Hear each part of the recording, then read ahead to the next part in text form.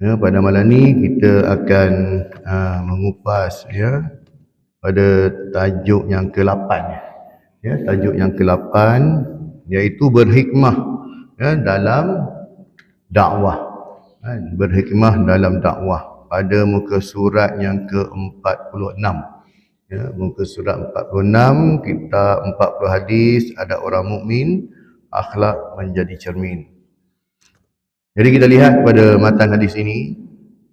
Hadatsana Abu Yaman qala akhbarana Syu'aib 'an az-Zuhri qala akhbarani Ubaidullah ibn Abdullah ibn Utbah bin Mas'ud anna Abu Hurairah radhiyallahu anhu qala qama a'rabiyyun fabala fil masjidi فتناوله الناس فقال لهم النبي صلى الله عليه وسلم دعوه وهريقوا على بوله سجلا من ماء أو ذنوبا من ماء فإنما بعثتم ميسرين ولم تبعثوا معسرين رواه البخاري ومسلم. Maksudnya telah menceritakan kepada kami, Abu Yaman berkata, telah menghabarkan kepada kami Syu'aib daripada Az-Zuhri berkata, telah menghabarkan kepadaku Ubaidullah bin Abdullah bin Utbah bin Mas'ud, sesungguhnya Abu Hurairah radhiyallahu anhu berkata, seorang Arab Badui berdiri dan kencing, ataupun buang air kecil lah, kencing di dalam masjid. Ketika Rasulullah dengan para sahabat duduk dalam masjid, tiba-tiba datang orang Badui ni. Orang Badui ni kita kena faham, dia ni orang pedalaman, kan? Dia duduk di padang pasir, ya. Jadi mereka ni dalam segi adab tu dia pun kurang sikit lah, ya. Jadinya dia kasar, ya. Kita nak compare dengan orang asli sini tak kena juga. Ya? Tapi orang Badui ni kehidupan dia kasar sebab faktor persekitaran alam, faktor alam sendiri mendidik dia begitu, menjadi seorang yang keras, menjadi seorang yang betul terang, ya.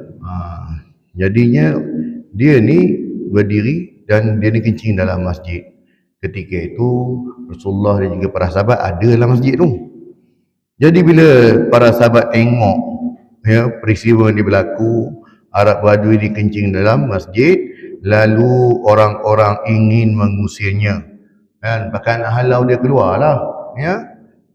Maka Nabi SAW pun bersabda kepada mereka, biarkanlah dia, maksudnya biar dia selesai kencing dulu, ya. Dan siramlah bekas kencingnya dengan setimba air atau dengan segayung air, ya. Kita kena faham, ya, lantai Masjid Nabawi zaman Rasulullah bukan macam zaman sekarang, dan juga bukan macam masjid kita ni lantai dengan berkapet, ya. Zaman Rasulullah dulu lantainya tanah, lantainya tanah, jadinya tak sama macam kita. Jadi bila dia kencing tu dia meresap, tetapi kena jirus supaya dia tak bau hancing, kan. Jadinya Rasulullah kata jangan halau dia, bagi selesai dulu, kemudian kau ambil air kau siram, sama dia dengan steamer ke ataupun segayung air, ambil siram, kan, bekas tempat dia kencing tersebut. Sesungguhnya, ya, sesungguhnya fa innama bu'istum muyassirina, sesungguhnya kamu semua diutus untuk memberi kemudahan. Maksudnya kita ni semua ditugaskan, diutuskan, kita sendiri sebagai seorang hamba Allah ni ditugaskan untuk memudahkan urusan orang dan tidak diutus untuk membuat kesulitan. Ya, bukan menyusahkan orang, mafhum dia tak? Jadi pengenalannya tentang hikmah dalam berdakwah ini, perkataan al-hikmah adalah perkataan yang berasal daripada bahasa Arab yang memberi maksud yang pelbagai, ya, iaitu pengetahuan tentang kelebihan sesuatu perkara dengan ilmu yang paling baik, ilmu dan kefahaman, keadilan, sebab percakapan yang sedikit tetapi memberi maksud yang tinggi, kebijaksanaan, tahan marah, kenabian. Ya, masuk hikmah ni sesuatu yang tidak memperlihatkan kejahilan, setiap perkataan yang bertepatan dengan kebenaran, meletakkan sesuatu pada tempatnya, perkataan yang betul dan tepat, dan sesuatu yang menegah daripada berlakunya kerosakan. Jadi pengertian hikmah ni cukup luas lah. Itu dari segi bahasa. Adapun dari sudut istilahnya pula, terdapat pelbagai pengertian yang diberikan oleh para ulama. Antaranya ialah percakapan yang benar, selaras dan realiti jiwa pada masa itu. Selaras dengan realiti jiwa pada masa itu. Ya, Al-Quran dan As-Sunnah, dalil yang menerangkan kebenaran dan menghilangkan keraguan. Perkataan, hikmah juga membawa maksud perkataan dan perbuatan serta meletakkan sesuatu pada tempatnya. Segala usaha dan cara, tindakan yang sesuai, bijaksana dan berdasarkan kesesuaian untuk mempengaruhinya. Dalil Al-Quran dan Al-Hadis seperti mana firman Allah Subhanahu wa taala ayat 100 dalam surah An-Nahl ayat 125 dan 126. A'udzubillahi minasyaitonir rajim. Ud'u ila sabili rabbika bil hikmati wal mau'izatil hasanah wajadilhum billati hiya ahsan.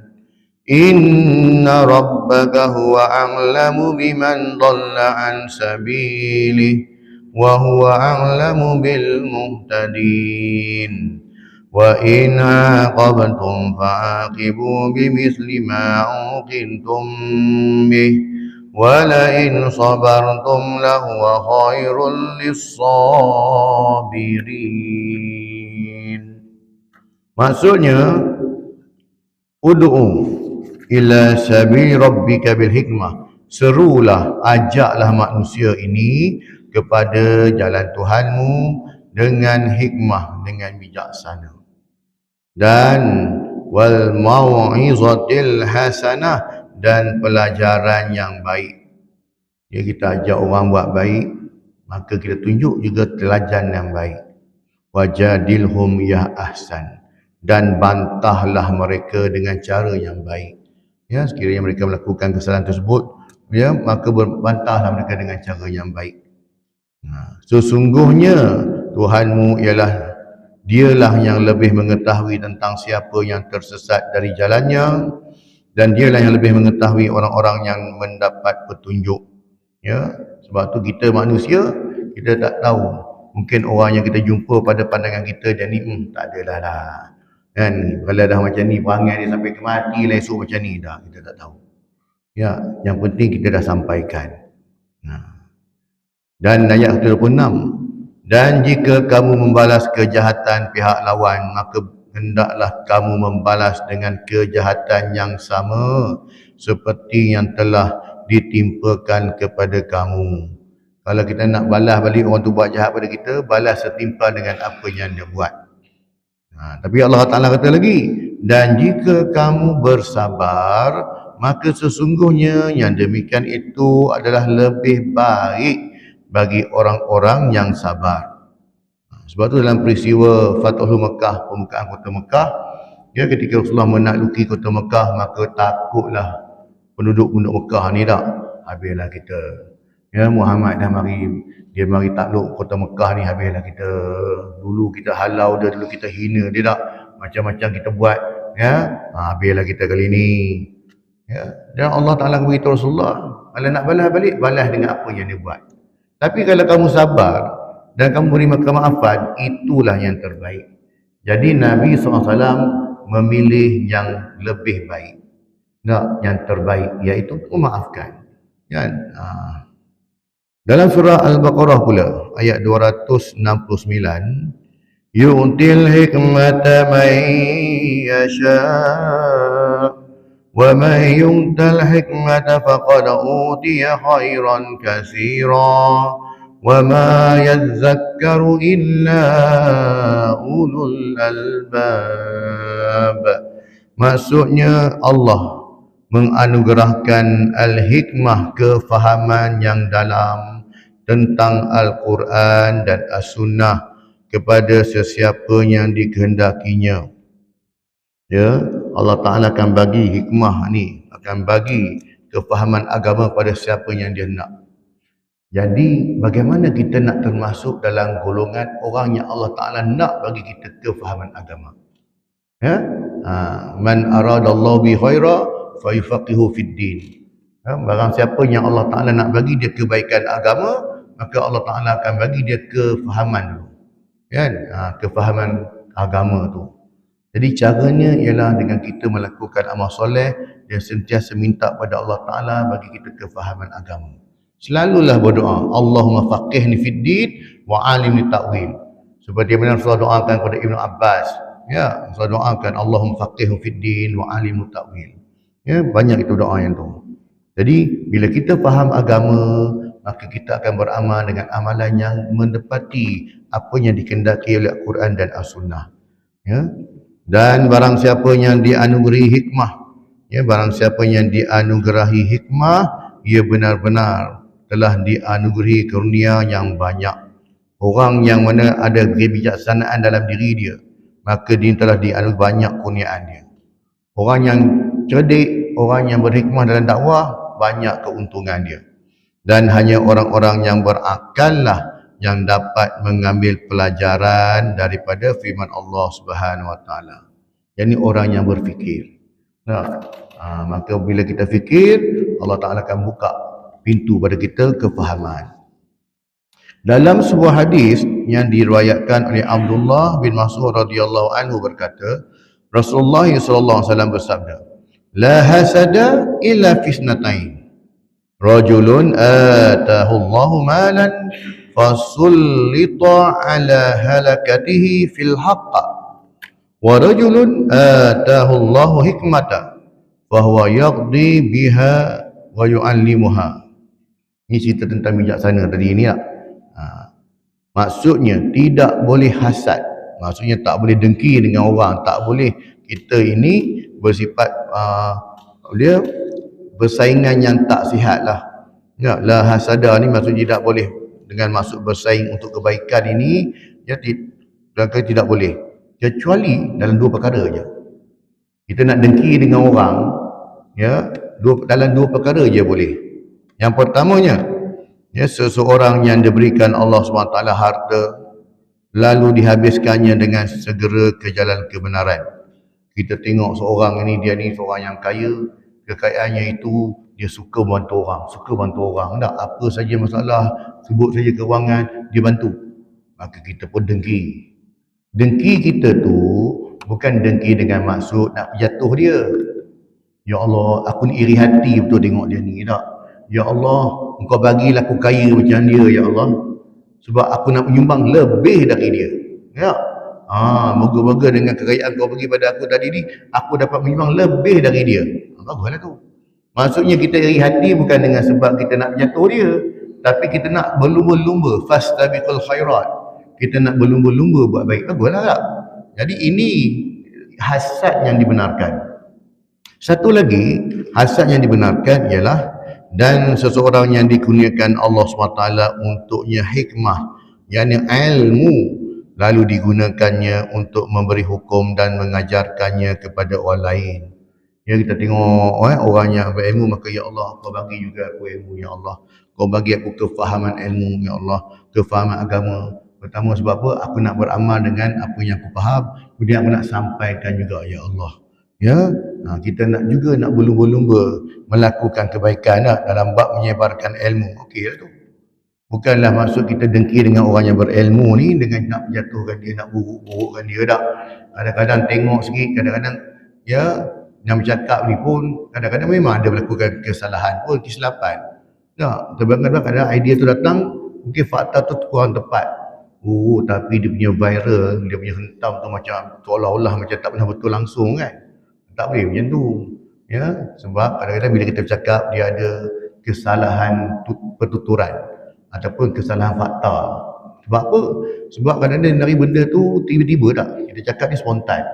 Kalau kita baca teks tak ada masalah tak. Macam baca khutbah, Baca khutbah daripada awal, tengok teks khutbah, okey lah. Tapi bila kita berkuliah berjamaah macam ni, dia datang spontan je. Kadang-kadang mungkin ada kesalahan fakta kat situ tak, sebab kekeliruan. Jadinya janganlah terus menghukum sampai dah macam tak betul langsung kan. Kalau teguran pun teguran dengan hikmah juga. Hadis riwayat Al-Bukhari, hadis yang ke-73, dan juga Muslim, dalam Muslim hadis yang ke-815. Keterangannya, para pendakwah akan berhadapan dengan pelbagai golongan manusia yang berbeza dari segi latar belakang, ilmu dan sikap. Sebab kita ni jangan kita fikir aku ni bukan ada ilmu pun, jadi nak dakwah apa bendanya. Kita kena ingat kemuliaan umat Rasulullah ni sebab diberi tugas para Nabi, iaitu diberi tauliah berdakwah. Semua orang kena dakwah. Paling kurang tunjukkan akhlak yang baik, jadi contoh yang baik. Jadi bila kita nak ajak orang buat baik, kita berhadapan dengan pelbagai-bagai golongan dan pelbagai-bagai latar belakang pendidikan. Jadi tak boleh kita gunakan satu laras bahasa saja tak. Jadi kepelbagaian ini harus dihadapi dengan cara yang sesuai dengan tahap kecerdasan masyarakat, iklim budaya pemikiran dan sikap mereka. Ini merupakan dasar-dasar dakwah yang telah digariskan oleh ajaran Islam, iaitu mengajak manusia meniti jalan kebenaran yang diperintahkan oleh Allah SWT dengan jalan dakwah terbaik yang sesuai dengan keadaan manusia. Itu kata dakwah.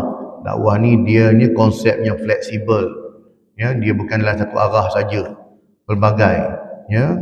Bekerja juga sebagai pada dakwah. Kesukan juga pun dakwah juga. Luaslah pengertian dakwah ni. Bukan satu sudut je, bukan dakwah hanya dari sudut agama je. Bukan sekadar berkuliah ada tak. Apa saja bentuk kita mengajak orang buat baik, kita mengajak orang kepada agama Allah dalam pelbagai cara, dengan cara berniaga ke, dengan cara bersukan ke, makanya itulah dakwah. Syekh Muhammad Abdul berpandangan bahawa seorang pendakwah itu akan menghadapi 3 jenis manusia. Yang pertamanya apa? Golongan cendekiawan yang dapat berfikir secara kritis dan mendalam, cepat dapat menangkap sesuatu persoalan.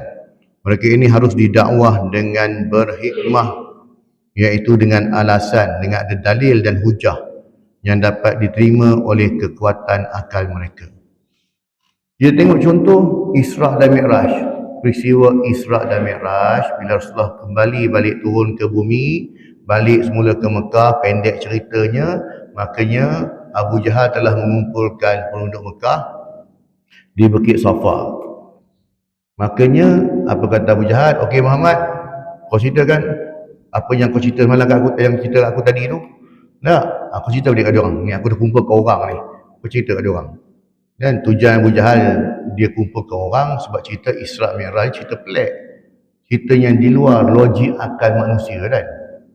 Jadi bila Rasulullah cerita ni, kata semalam lepas Isyak, aku telah berisra' lah, dari Masjidil Haram ke Masjidil Aqsa. Kemudian daripada Masjidil Aqsa tu aku naik ke langit. Jadi benda pelik ni. Jadi bila penduduk Mekah dengar, di situ ada golongan orang yang cerdik, sebab berbagai latar lah. Jadi orang yang cerdik, yang cendekiawan ni, antaranya paderi-paderi lah kan, orang macam ni. Mereka ni dia tak terus tolak, dia persoalkan dulu, dikritik. Okey Muhammad, tadi kau cakap engkau pergi daripada Masjidil Haram, pergi ke Masjidil Aqsa kan, ke Baitul Maqdis. Boleh tak kau terangkan pada kami macam mana rupa Masjidil Aqsa tu? Sebab setahu kami kau tak pernah pergi situ. Tapi semalam kau dah claim tadi, kau cakap kau pernah pergi kan? Boleh tak kau gambarkan pada kami macam mana rupa Masjidil Aqsa tu? Nabi pergi Isra' ke Masjidil Aqsa, bukan kerja Nabi nak kira tiang ada berapa, lampu ada berapa, tak, kipas berapa, aircon ada ke tak ada, bukan kerja Nabi. Nabi pergi semayang situ, naiklah ke atas. Tapi sebab golongan ni tanya, dia tanya, kalau betul kau pergi, kau boleh describe kat kami, cerita kat kami. Sebab kami pernah pergi, betul cerita kami. Itu yang Allah Ta'ala hadirkan gambaran Masjid Al-Aqsa di hadapan Rasulullah boleh terangkan dengan detail. Jadi bila golongan dengar, dia tak tipu. Sebab betul, apa yang dia sebut tu betul. Kan? Jadi golongan ni, golongan kita kena bagi hujah. Kena bagi dalil pada dia. Buktikan, betul. Oh, maksudnya Muhammad tak tipu lah. Ini golongan yang pertama tak? Golongan yang kedua ialah golongan orang awam yang kebanyakannya belum dapat berfikir secara kritis dan belum dapat menangkap pengertian yang tinggi-tinggi. Maka hendaklah didakwah dengan cara memberi nasihat, ya, dan pengajaran yang baik, iaitu melalui pendidikan yang baik dan mudah difahami. Golongan yang kedua ni pula ialah, itu tadi golongan celik pandai, ini golongan orang awam biasalah. Makanya apa bukti yang membuktikan Rasulullah ni pergi ke sana? Maka Rasulullah kata apa? Ketika aku balik, aku nampak satu gerombolan kafilah, ya, dalam perjalanan. Kemudian gerombolan itu sedang menuju balik ke sini. Jadinya bila mereka dikira, okey. Maka dalam peristiwa tersebut, kata Rasulullah, ya, aku telah nampak mereka ni. Rasulullah berceritakan balik berapa ramai gerombolan kafilah itu, berapa ramai tak. Dan dia akan datang, dia akan tiba sini. Dijangka pada hari Rabu nanti dia akan tiba. Okey, kalau macam tu kita tunggu. Tak? Tunggu. Jadi tunggu. Maka dah sampai dekat nak maghrib, tak sampai-sampai lagi tak. Akhirnya sampai. Bila sampai rombongan ni, makanya dia orang tanya, kenapa lambat? Biasanya korang cepat. Oh, kami lambat bukan sebab apa? Sebab kami punya unta tu patah kaki. Sebab malam di hari tu, ya, tengah-tengah jalan malam tu, tiba-tiba nampak satu macam kenderaan, tak tahulah, benda pantas kilat lalu kat situ. Maka unta kami terkejut, terlompat, jatuh patah kaki. Tak? Jadi betul lah Rasulullah pergi itu, nampaklah tu, sebab benda tu ada relate. Tak? Ada relate dengan, dan Rasulullah pun nampak kafilah tu, dan kafilah pun cerita memang ada satu benda yang laju kan, menyebabkan unta kami tadi terkejut. Tak? Jadi ini golongan orang yang kedua, kan? Dia cuba kaitkan dengan logik. Betul juga kan? Sebab golongan pertama, mereka ni ilmu, kan? Jadi dia dah dapat, bila Rasulullah dapat subscribekan Masjid Al-Aqsa, okey lah, sebab dia orang pernah pergi. Yang kedua ni, bukti dia datang dengan pengakuan daripada kafilah tu sendiri. Betul. Jadinya kuat lah tu. Tak? Kemudian yang golongan yang ketiga ni, dalam kita berhadapan dengan orang, ya, golongan yang tingkat kecerdasannya di antara yang tersebut di atas. Mereka ini hendaklah didakwah dengan bertukar-tukar pandangan dan fikiran yang boleh mendorong untuk berfikir secara sehat dalam mencari kebenaran. Kan? Dengan kita bertukar-tukar pandangan, ya, dia campaikan apa yang dia nak luahkan, dan kita bagi tahu. Dia nak kritik dari segi sudut, betul ke Rasulullah ni pergi dengan jasad, dengan roh, dengan apa semua, tidak dalam peristiwa Isra' dan Mi'raj ini. Makanya perlu dibuktikan dengan penghujahan lah. Dengan penghujahan dan juga dengan dalil-dalil lah, bagi penerangan pada golongan ini. Itu salah satu contoh tak. Kita ambil peristiwa Isra' dan Mi'raj lah. Banyak lagi benda kita boleh. Jadi maksudnya dakwah ini bukanlah masuk dalam bentuk kekerasan, tetapi lebih banyak pada hikmah kebijaksanaan, iaitu banyak tukar-tukar idea, banyak beri pandangan, mengeluarkan hujah. Jadi oleh itu, dakwah yang berkesan adalah mengikut keadaan orang yang didakwahnya. Lepas tu kalau seorang pendakwah ini, dia seorang pendakwah yang bijaksana, dia akan berhadapan dengan orang, tengok pada latar belakang orang tersebut. Jadinya tengok taraf. Kan? Kalau laras dengan orang kampung, macam ni laras bahasa. Kalau dengan orang akademik, begini laras bahasanya, kan? Jadinya dia tahu menggunakan laras bahasa. Dan begitu juga nak dakwah dengan orang, tengok apa yang dia minati. Kalau dia minat sukan, kita sembang bab sukan dulu. Cerita pasal bola lah kan. Malaysia dengan Korea sama, walaupun demikian kimia ranking kita masih lagi okey tak? Daripada 1-3 dam turun kepada 1-3-2, okey lah tak? Dan dalam lawan dengan Korea pula tu boleh skor lagi 3 biji, okey lah tu, walaupun kita tak adalah nak harap tinggi sangat, tapi okey lah. Dan Malaysia pun first time dapat berlayak masuk ke ASEAN Cup, okey lah tu tak? Jadi bila kita macam ni, dia pun okey. Jadi orang berhadapan dengan dia, ustaz ni tak adalah lekeh sangat, tahulah juga kan, boleh sembang kan? Dalam tu kita selit lah kan, masukkan tentang agama tak? Bukannya benda tak boleh pula, dia luas. Jadi yang penting ada unsur bawa kepada ke arah agama tu. Jadi itu dia kata, itu dakwah yang berkesan. Ya. Antara dakwah yang berkesan juga ialah dengan cara menjamu makan. Antara Rasulullah buat juga begini nak. Bila Rasulullah jamu makan, dia Rasulullah cerita tentang Islam, cerita tentang agama. Dalam konteks dakwah, Allah SWT telah menjelaskan hikmah dalam beberapa makna mengikut kondisi ataupun keadaan yang berlaku. Antaranya hikmah dalam erti kemampuan memilih waktu yang sesuai. Bila harus berbicara dan bila harus diam. Tengok pada konteks waktu tersebutlah, ya. Cari waktu yang sesuai. Sebab kita nak bincang agama ni, tentang kebaikan ni, dia perlukan pada waktu dan juga kesediaan orang tu sendirilah. Jadi pengajaran hadis ini dalam bab dakwah, ya, dan juga pengertian pengajaran daripada hadis Nabi tadi yang cerita orang Arab Badui yang kencing dalam masjid tadi, ya, pengajarannya yang pertamanya bersegera dalam membersihkan kotoran, terutamanya najis apabila tiada sebarang halangan. Ini kerana sebaik sahaja orang Arab Badui itu selesai hajatnya, baginda Nabi SAW terus memerintahkan supaya dicurahkan air di tempat yang telah terkena kencingnya tadi. Nah, padahal dalam isu ini pun kita tengok ada konteks, ada orang kata apa, ada unsur dakwah dalam ni. Kan? Apa dia? Ya, bila mana kotoran itu pertama Rasul ajar para sahabat, ya, jangan dihalau dia. Sebab apa? Kalau kau halau dia nanti dia lari dalam keadaan air kencing tu masih keluar, fikir tengok habis satu masjid kena. Asalnya satu tempat je, dia kerja satu tempat. Tapi bila kita halau dia keluar dengan tempat imam, dia lari lagi banyak kerja. Jadi biar dia selesai kat situ dulu, dah selesai kau beri jerus dia lah. Nah, yang keduanya, ya, menjaga kehormatan masjid. Ya, tu dia cakap tadi tak. Kalau dia berlari dalam keadaan dia kencing tadi lagi teruk. Adab-adab masjid hendaklah dijaga dan dijauhi segala sesuatu yang bernajis dan benda-benda yang tidak boleh menyenangkan. Sebab tu saya kata tadi, kenapa Arab Badui ni kencing dalam masjid? Sebab Arab Badui ni dia ambil handau ya. Pada dia ikut dan dia, ikut suka dia lah. Sebab tu kalau Arab Badui, kita tengok dalam banyak teks hadis, Arab Badui ni bila dia tanya pada Rasulullah, dia tak ada lapis-lapis, dia terus tanya. Ya Rasulullah, bila kiamat? Itu yang tahu. Tak. Ya Rasulullah, kan dia banyak tanya soalan yang direct. Kan? Jadi para sahabat kadang-kadang mereka suka juga bila orang Arab Badui ni bertanya soalan. Sebab kadang-kadang para sahabat dia segan nak tanya ke tak? Jadi Arab Badui tanya terus. Dia tak ada simpan-simpan lagi dah, tak ada pantun-pantun tak?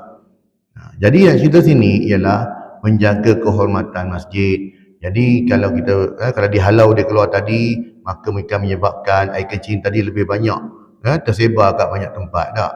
Oleh sebab itu disunatkan menyediakan tandas yang khusus berhampiran dengan masjid untuk memberikan kemudahan kepada orang yang terdesak untuk menunaikan hajat. Tapi dia Rasulullah memang tak ada tandas lah. Dan Rasulullah dulu pergi ke tempat lapang, pergi cari di balik bukit mana-mana tempat tak.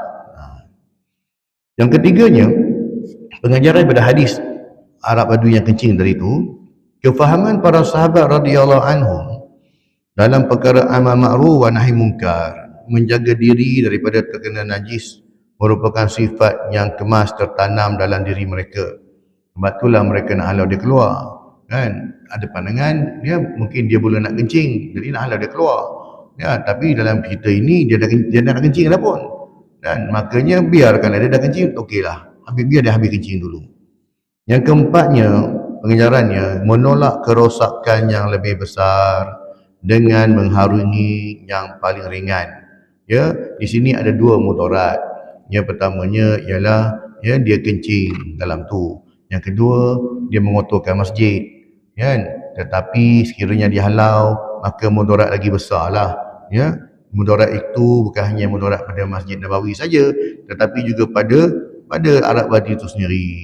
Ya, Rasulullah SAW melarang para sahabat radhiyallahu anhum daripada menyergah kerana dibimbangi dia lari, dan ini menyebabkan air kencingnya akan terkena di merata tempat.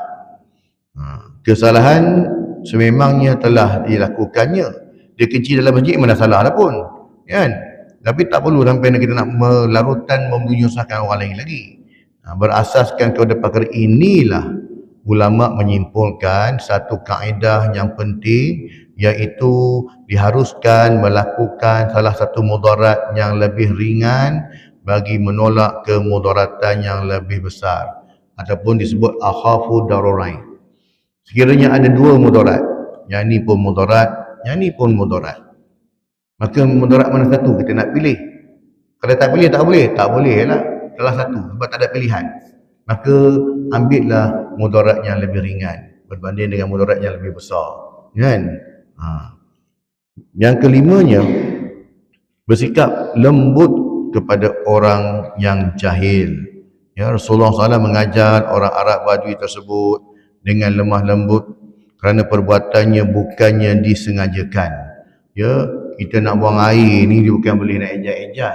Kadang-kadang nak ni dia mari je tak. Itu yang pertama. Keduanya, ya, kerana perbuatannya bukannya disengajakan tetapi disebabkan oleh kejahilannya tentang hukum syarak. Oleh sebab itu, layanan Rasulullah SAW terhadapnya tidak sama dengan orang yang sengaja dan berdegil. Itu saya kata tadi, ya, orang Arab Badui ni tengok latar belakang dia. Ya, kalau sahabat sendiri buatnya tak boleh lah, sebab mereka ni memang dah ada tamadun sikit, kan? Tapi Arab Badui tak. Sebab Arab Badui ini hidupannya memang satu, dia jauh pada orang, dia hidup seorang-seorang dia bukan dari satu komuniti yang besar pun, tak.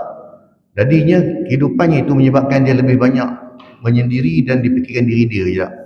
Jadi dia kurang sikit dalam dengan orang, cara percakapan je pun berbeza. Ya, dia lebih kasar lagi daripada arak-arak di bandar ni. Yang keenamnya, hidup berjauhan dari kota.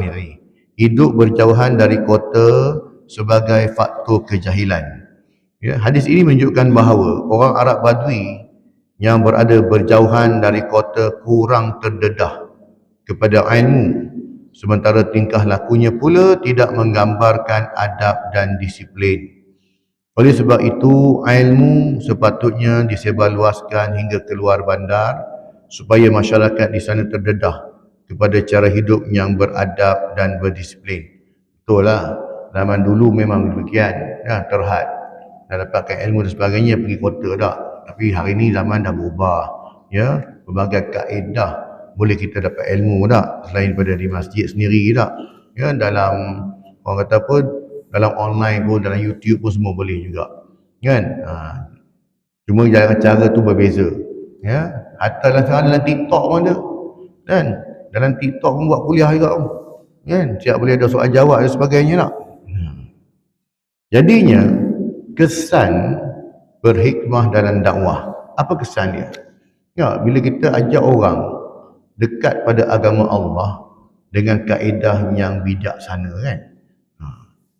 Untuk mendapatkan keberkesanan dakwah secara berhikmah, beberapa faktor yang telah dikenal pasti perlu ada pada setiap pendakwah bagi menarik perhatian mad'u. Siapakah mad'u ni? Mad'u ni ialah sasaran dakwah kita ataupun orang yang kita dakwah tadi lah, ya, sasarannya. Jadi ada beberapa, ya, dia punya faktor. Yang pertamanya faktor pendakwah itu sendiri. Pendakwah merupakan faktor pertama yang dapat menarik perhatian sasarannya ataupun mad'u tadi ataupun orang yang didakwah tadi. Ini kerana pendakwah adalah orang yang bertanggungjawab dalam menyampaikan risalah kepada manusia dan merangsang manusia supaya menerima Islam yang disampaikan. Sebab tu kadang-kadang kenapa faktor diri pendakwah tu sendiri, cara dia menyampaikan maklumat. Benda-benda sama, ya tuan. Kadang-kadang kita nak cerita tentang rukun iman, rukun Islam. Tapi kenapa orang suka ustaz ni? Kenapa orang, ya, dia memilih ustaz ni pada ustaz ni tak? Sebab cara sampai, ya, cara penggunaan bahasa mudah faham, kan, cara penerangan. Jadi itu, jadi faktor pendakwah diri. Jadi nak dapatkan macam ni, jadi pendakwah tu dia kena banyak membaca lah. Kena banyak bersedia dan juga banyak kena tahu tentang maklumat masyarakat. Baru dia boleh cakap, kan? Kadang-kadang kita pergi tempat orang, kita tak tahu persekitaran masyarakat tu macam mana, kan? Jadi tak kena. Jadi ini faktor pendakwah tu sendiri dia kena bersedia dengan ilmu lah. Dengan ilmu tu sendiri, itu cabaran dia tak? Kena banyak membaca. Yang keduanya, ya, faktor mesej yang ingin disampaikan. Jadi tengok pada orang mesej macam mana kita sampaikan. Kalau pada masyarakat bawahan, mungkin kita lebih ajak pada mendirikan solat, lebih ajak mereka supaya apa, makmurkan masjid, tak? Dengan makmurkan masjid, jaga solat itu, dalam masa sama dapat mereka duduk dalam kuliah-kuliah, dapat tambah ilmu agama kan. Jadi Islam amat mementingkan mesej yang ingin disampaikan agar ia dapat disampaikan seluas mungkin dengan cara yang menarik dan berkesan. Ini bermaksud apa yang disebutkan dalam Al-Quran dan As-Sunnah itu adalah membawa mesej dakwah. Sebab tu pendakwah ini, dia ni boleh mempengaruhi orang yang dia dakwah tadi. Contoh apa tuan-tuan, kalau hari ni kita sibuk dengan apa, isu Palestin ni, lah tengok kan, masa bulan 10 tahun lepas tu memang isu dia hangat lah, padahal benda yang sama juga, tak selesai lagi pun isu Palestin kan. Tetapinya kita tetap kena sebut juga, ya, bagaimana kekejaman Israel dengan di Palestin tersebut. Habis semua tanah diratakan di Gaza tu dah kan, berapa ramai kanak-kanak dia bunuh tu. Hatta PBB punya pejabat sana pun dia kena bom juga, dia tak peduli dah kan, dia nak tunjuk bahawa something yang dia tu kan. Tapinya ya, apa yang dilakukan hari ini sebenarnya dia sedang menuju ke zaman, ke saat kehancuran dia, ya, saat kehancuran dia sekarang. Dan juga sebenarnya negara-negara Islam pun banyak, yang negara Islam khususnya macam Yaman dan juga Oman sendiri tak, dua negara miskin ni. Macam Yaman, dia ni menyekat kapal-kapal daripada menghantar bantuan ke Israel. Ya, dah berapa lama dah kapal-kapal tak lalu depan tu. Mana-mana kapal lalu yang menuju ke Israel, dia serang. Ya, bila berlaku macam ni, maka Amerika pun dia dah warning pada Yaman, kalau kau sekat, kami akan bom kau, kami akan serang kau. Maka negara Oman sebelah dia pula bagi tahu, kami tak benarkan mana-mana jet berjuang, jet siapa pun kami tak benarkan lalu di ruangan udara kami. Tak? Jadinya ya, dua negara yang dekat dengan Palestin itu berani ambil tindakan tu. Ya, kita tak nafikan macam Mesir, Arab Saudi sendiri pun, ya, dua negara ni kita tak nak kata apalah sebab dia punya yalah isu haji dia semua tu kan. Memang dia orang ni bawah Amerika pun. Tapi ya, apa pun tanggungjawab kita sebagai seorang Muslim ni, yang pertama kita banyakkan doa. Ya, banyakkan doa untuk mereka. Dan jangan kita lupa tak, sebab sampai hari ni Kunut Nazilah dibaca lagi, kita akan baca. Ya, sampai keadaan dah tenang, dah okey, dah kembali aman. Sebab ini yang terlama ni. Ya, yang lama. Ini nak masuk bulan Ramadan lagi ni. Ya, dulu biasanya kalau Israel ini dia akan serang Palestin dekat-dekat bulan Ramadan. Ya. Ini bulan awal, bulan 10 itu dia serang lah. Ya. Dengan harapan supaya Hamas ini menyerah. Maka Hamas tidak akan sekali menyerah. Kita pun tak tahu kekuatan Hamas tu macam mana dia punya. Sebab sampai hari ni Hamas tu lawan-lawan. Dan kita dengar di berita, media macam CNN dan sebagainya, mungkin dia tunjuk bahawa ya, Hamas dia dah kalah kan. Tapi hakikatnya tak demikian. Kalau kalah, kenapa masih hari ni Israel tak berjaya lagi masuk menawan Gaza tu sendiri sampai hari ni? Jadi maksudnya serangan tu adalah, ya. Kemudiannya itu, ya, mesej apa yang ingin disampaikan. Yang ketiganya, faktor gaya persembahan mesej. Ya. Gaya persembahan mesej dakwah yang disampaikan merupakan antara salah satu faktor yang dapat menarik dan memikat jiwa sasaran apabila dipersembahkan dengan baik dan bersesuaian dengan keadaan mereka. Bukanlah kita nak masuk bila ceramah ini semua nak masuk unsur jenaka dan sebagainya tak. Tapi faktor itu kena dengan realiti semasa dan kena dengan apa yang kita nak sampaikan. Dan isu tak, tengok cerita pada isu. Jadi kalau kena dengan gaya persembahan itu, maka mesej itu akan menjadi disampaikan. Lepas tu kadang-kadang kita tengok persediaan masyarakat. Kalau kita berhadapan dengan masyarakat biasa, maka kita kenakanlah kaedah-kaedah yang sesuai. Kalau dengan profesor, dengan di universiti, tak bolehlah kita guna bahasa-bahasa bawahan macam ni tak. Itu kata faktor penting.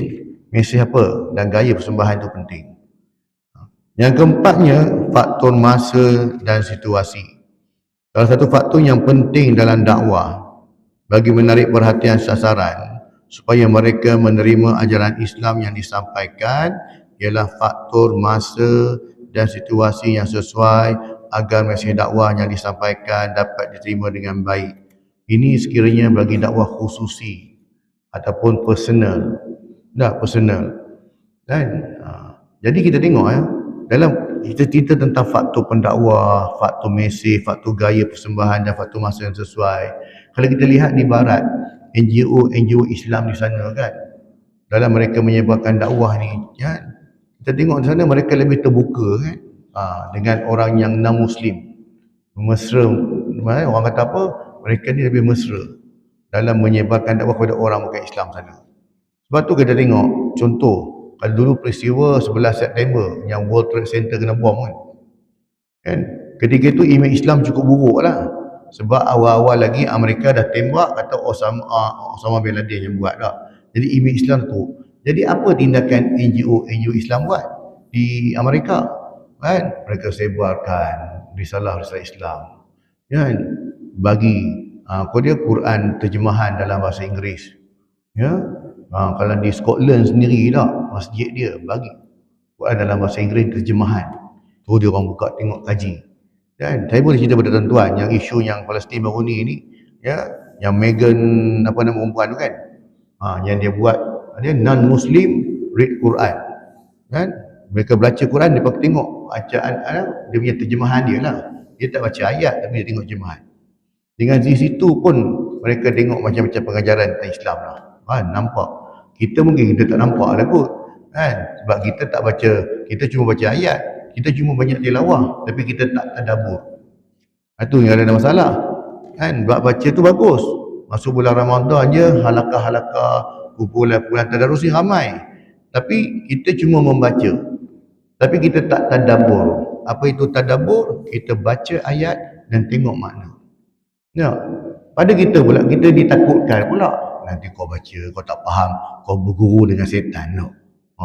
Setan mengajar tafsir juga kan. Ditakutkan demikian. Sedangkan hari ni kita boleh bertanya pun kan, mana-mana abang kita tak faham kita boleh bertanya. Ni ayat ni tak. Jadi itulah tuan-tuan, tu cabaran-cabaran dalam dakwah hari ni lah. Ya, kesimpulannya, yang pertamanya, pendakwah yang bijaksana adalah mereka yang mampu mengetahui bilakah masa yang perlu berlemah lembut, siapakah orang yang dia perlu bertegas, dan bagaimanakah bentuk penyampaiannya mengikut perkiraan yang ada. Yang keduanya, pelaksanaan dakwah yang penuh hikmah itu, ya, pendakwah perlu mempunyai ilmu, kebijaksanaan, kesabaran, keadilan, lemah lembut, kefahaman, kebenaran dan pengalaman sebagai asas untuk membuat sesuatu keputusan yang bersesuaian dan tepat dengan keadaan mad'u tadi, sasaran dakwah tadi tu. Yang penting asal ilmu tu lah, kena. Yang ketiganya, hikmah dalam berdakwah juga berarti dakwah harus sesuai dengan realiti setempat. Kita tak boleh ambil contoh negara Arab, mari letak kat Malaysia macam ni. Ya. Kemudian kadang-kadang perbezaan mazhab kan, mungkin negara ni mazhabnya berbeza, bawa mari kat sini tak kena dengan kita lah. Ya. Dakwah mesti membumi di tempat mana ia berpijak, bukan melangit sehingga tidak dapat diamalkan di dalam kehidupan manusia. Jangan kita ni terlalu, orang kata sangat, ya, terlalu berhayal sangat, nakkan macam ni, nak makan macam ni. Sedangkan realitinya hari ni kita cuma target, cuba bayangkan tuan, nak target nak ramai korang dalam jemaah masjid cukup. Yang mana nak tarik ramai orang kampung kan, mari masjid kan, macam ahli sata buat kan, solat subuh macam solat jemaat tu, sampai 12,000 orang, sampai 2 kali buat solat subuh pula. Padahal ahli sata ni bukan ustaz pun, tapi dia berjaya kan, dia gunakan pengaruh yang dia ada untuk buat kebaikan macam tu kan. Jadi kita fikir bagaimana tarik masyarakat, mari masjid dia. Jadi bila dah dapat tarik masjid, dapat duduk, lama-lama dia dapat duduk dalam kuliah, dia faham lah insyaAllah mula-mula kan. Tapi bila nak tarik ke masjid tu, dia tak mari-mari lagi tu kan. Itu yang faktor kejahilan tu kan. Itu yang bila mana apa saja buat agama pun dia buat pala tahu juga kan. Jadi dah tuan-tuan, tentang tajuk yang ke-8 ya, tentang berkhidmah dalam dakwah.